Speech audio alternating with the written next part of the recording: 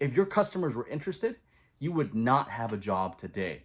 If your customers wanted your product, you would not have a job today. If there was no objections to be handled, you would not be one of the top paid professionals. The problem with today's modern day sales manager and salesperson's hustler mentality. I see this time and time again in different industries. When a customer tells them no and they've been rejected on a proposal, proposition, or a demo, they go in with the mindset of, okay, snap. My customer said no, I gotta call another customer until I get a yes. I gotta call another customer until I get someone to bite on my proposition.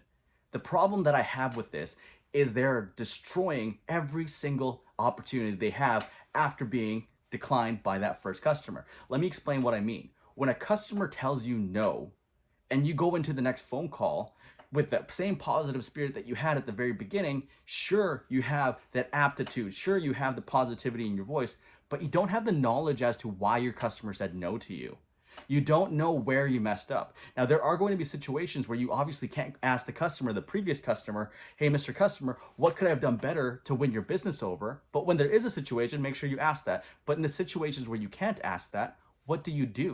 Do you call the next customer and just figure it out along the way? No, you're basically burning opportunities when you do that. So if you're a sales manager, I'm pointing at you because I know some of the sales managers watching this, they go, well, that's the next best thing to do. They just need to pick up the call and make another sale. That doesn't work that way, man. What you need to do as a sales manager is you need to teach your salespeople that when they're rejected or declined on a proposition, the best thing they can do is take a step back, put the phone down, and analyze how that proposition went.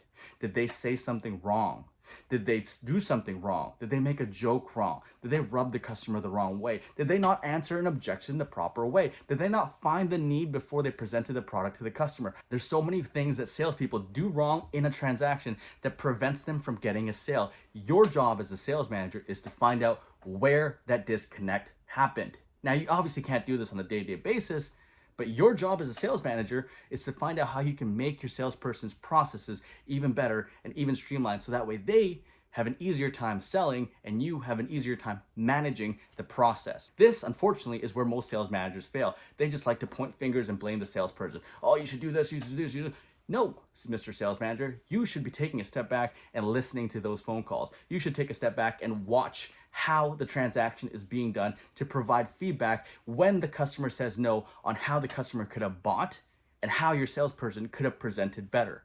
So before you pick up the call after you've been rejected by a customer, the number one thing you should be doing as a salesperson, okay, no longer talking to sales managers, as a salesperson, the number one thing you should be doing is analyzing, where did I go wrong? Where did my customer's energy go from a 10 to a 4? What could I have done better to present my product to my customer to get them interested? Because let's be honest, guys, as salespeople, if your customers were interested, you would not have a job today. If your customers wanted your product, you would not have a job today. If there was no objections to be handled, you would not be one of the top paid professions in the world. But unfortunately, your customers aren't interested. And that's why you are paid what you're paid. And that's why you are put in a position where it's a high commission, low salary role, because you are paid to know how to do objection handling. You are paid to sell the product to the customer. You are paid to fulfill a problem that your customer has on a day-to-day basis with your product. That's the reason why you are a sales professional. And that's all I have for you guys today. If you guys like this type of content and you want to see more sales and business content, please feel free to watch these 2 videos here. Tag a friend, send this to 2 people that you know, and I'll see you guys in the next video. Oh, also, don't forget to like, comment, and subscribe. I'll see you guys then.